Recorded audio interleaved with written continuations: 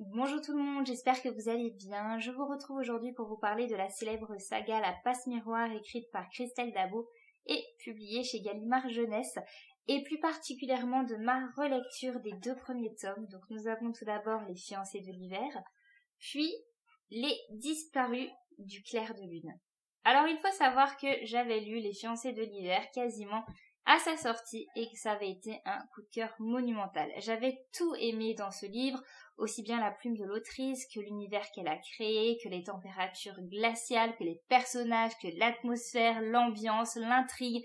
Vraiment tout, ça avait été genre le gros coup de foudre.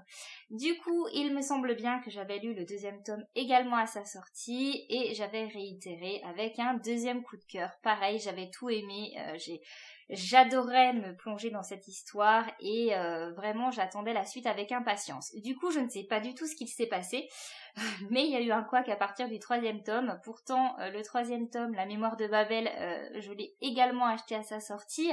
Bien qu'il y avait eu un super couac avec le fournisseur, j'avais acheté ce livre sur internet, il était arrivé abîmé, du coup j'avais demandé le remboursement et entre temps ma maman m'en avait acheté un nouveau exemplaire, mais finalement bien que le remboursement ait été accepté par mon vendeur, finalement, il m'en a renvoyé un autre plutôt que de me le rembourser. Je me suis retrouvée avec 2 fois La mémoire de Babel, donc en plus, toutes les raisons du monde de pouvoir le lire. Je vous rassure, entre-temps, j'ai trouvé un heureux propriétaire pour l'un des 2 exemplaires, donc je n'ai plus que La mémoire de Babel en une fois, ça me suffit amplement. Mais voilà, je l'ai pas lu tout de suite et j'ai laissé traîner, j'ai tellement laissé traîner qu'au bout d'un moment, je me suis dit, je vais attendre qu'elle sorte le 4e et dernier tome. Ça va être plus simple. C'est chose faite, maintenant, le dernier tome est sorti et pareil, je l'ai acheté dès sa sortie. Du coup, il y a quelques semaines, je me suis dit quand même, c'est bizarre, j'avais adoré les 2 premiers tomes et j'arrive pas à continuer, c'est quand même étrange, surtout qu'en général, quand je commence une saga, j'aime la finir. Et je me suis dit que peut-être la bonne chose à faire, c'était de relire les 2 premiers tomes pour bien me remettre dans l'univers, parce que du coup, ça remontait quand même ma lecture à quelques années, et d'enchaîner ensuite avec le tome 3 et le tome 4. Dans l'idéal, l'idée donc c'était de lire les 4 tomes à la suite, sachant que c'est quelque chose que je fais très rarement. Mais là, je le sentais bien, je me suis dit, les 2 premiers tomes, je les ai adorés, donc il n'y a pas de raison que ça pose problème, ça va dérouler. Et en fait, pas du tout. Voilà, c'est pour ça que je vous fais cette vidéo aujourd'hui, pour plus créer une sorte de discussion entre nous, parce que j'ai pas du tout compris ce qui m'est arrivé et c'est bien la première fois d'ailleurs qu'une telle chose m'arrive. Alors je relis très peu mes livres, mais ça m'arrive quand même, et en général quand je relis un livre qui m'a fait beaucoup d'effet ou ça a été un coup de cœur, le coup de cœur se réitère une 2e fois. En général, en plus, il y a ce côté nostalgie, ce côté souvenir qui fait que franchement c'est vraiment un bonheur de relire les livres qui vous ont fait vivre de telles émotions. Et là en fait pas du tout. Alors le premier tome, Les Fiancés de l'hiver, d'ailleurs je vais vous les remettre dans le bon sens, parce qu'en plus vous les voyez plus.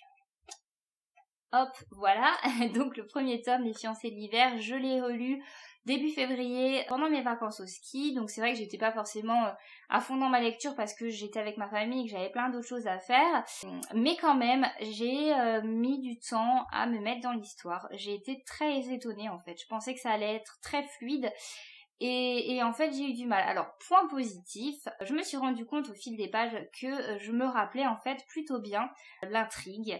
D'ailleurs il y a un personnage qui fait une furtive apparition dans le tome 1 et quand j'ai lu son passage, je me suis dit ah bah oui, c'est lui le grand méchant entre guillemets du tome 2. Et du coup en même temps que je lisais le tome 1, il y a toute l'intrigue du tome 2 qui se remettait en place dans ma tête. Donc voilà, finalement, malgré les années, c'est quand même une lecture qui est restée marquante pour moi, visiblement. Alors est-ce que finalement c'est ce qui m'a fait défaut, parce qu'au final, je me rappelais très bien où est-ce qu'on allait. Mais en même temps, le but d'une relecture, c'est de revivre les mêmes scènes et de revivre les émotions.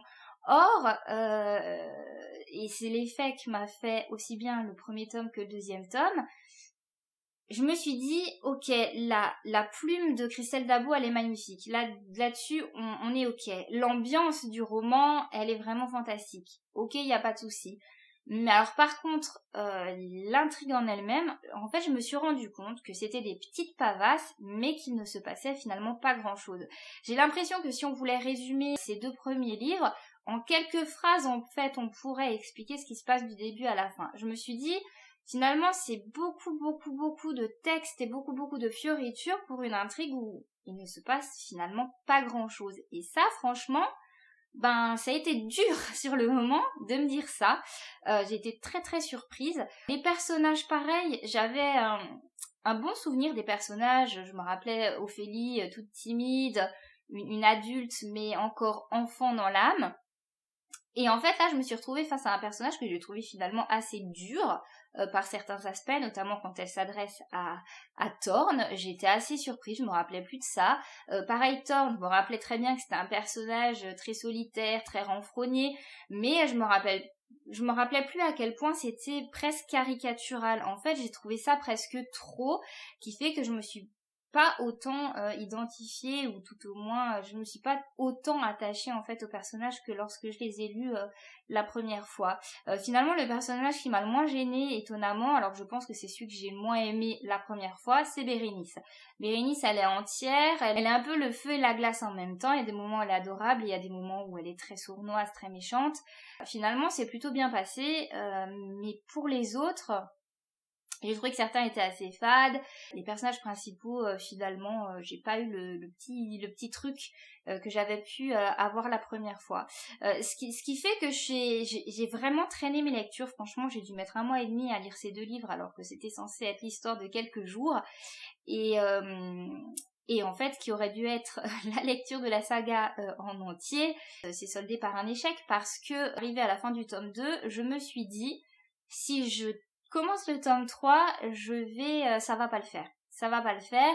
Alors bon, il faut savoir que le tome 2, je l'ai lu au début du confinement, donc encore une fois, pas un contexte idéal, je préfère le préciser. Le moral n'était pas forcément au top, bon, ben, on prenait des nouvelles habitudes, bref, je vous apprends rien, on en est tous au même point. Mais malgré tout, voilà, vous vous dites, vous êtes coincé à la maison, donc vous avez beaucoup plus le temps pour lire, et en fait, j'ai mis un temps énorme à les terminer, et justement parce qu'on est à la maison et qu'on a le temps de lire, je me suis dit je vais pas me créer une panne de lecture maintenant, ça va pas être possible, donc j'ai préféré stopper. Donc au final j'ai relu les 2 tomes que j'avais déjà lus et les 2 tomes que je n'ai pas encore lus, je les ai toujours pas lus. Voilà, et je suis complètement perdue maintenant parce que je me dis que j'ai quand même envie de savoir la fin de cette histoire, que au moins pour les 2 tomes suivants, il y aura l'effet de surprise parce que je sais pas ce qui s'y passe. Bien sûr, ce qui me freine aussi un peu, c'est que évidemment, j'ai pas pu passer à côté des nombreux avis assez mitigés des lecteurs au sujet du 4e tome. Mais voilà, donc je sais pas trop, je me dis est-ce que maintenant il faut quand même que je me relance dans cette saga, que je me mette à lire la suite ou pas, est-ce que j'attends encore, est-ce que finalement je suis plus la même personne, parce que c'est vrai que j'ai lu ces 2 premiers tomes quand j'étais relativement jeune et que mes goûts littéraires ont sans doute changé depuis. Je sais pas, mais en tout cas c'est très étrange. Donc n'hésitez pas à me dire dans les commentaires si cette saga vous a plu, si vous l'avez relue, bah, quel a été votre ressenti, etc.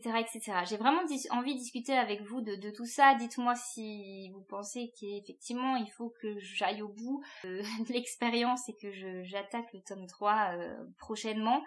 Je suis totalement perdue, Alors, c'est marrant parce que quand j'ai rentré les 2 livres sur Goodreads, je m'étais rendu compte que je les avais pas encore notés, et donc j'ai souhaité leur mettre 5 étoiles à chacun parce que j'ai préféré leur donner la note que je leur aurais donnée à la fin de ma première lecture. Je pense que c'est la première fois qui compte.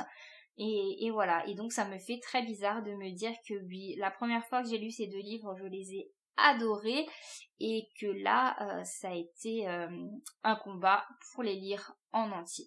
C'est pas forcément une note très positive, mais je pense que c'est aussi le genre de choses qu'on peut partager ensemble. C'est franchement assez rare pour le mentionner, je pense. En tout cas, dites-moi si ça vous est déjà arrivé avec une autre saga, parce que vraiment pour moi c'est inédit, et je suis complètement confuse et perdue. Sur ces paroles, je vais vous laisser. J'espère que cette vidéo vous aura quand même plu, qu'elle vous aura donné envie de discuter avec moi de tout ça. Et je vous fais plein de bisous. Je vous souhaite de belles lectures et je vous dis à très bientôt. Bye bye!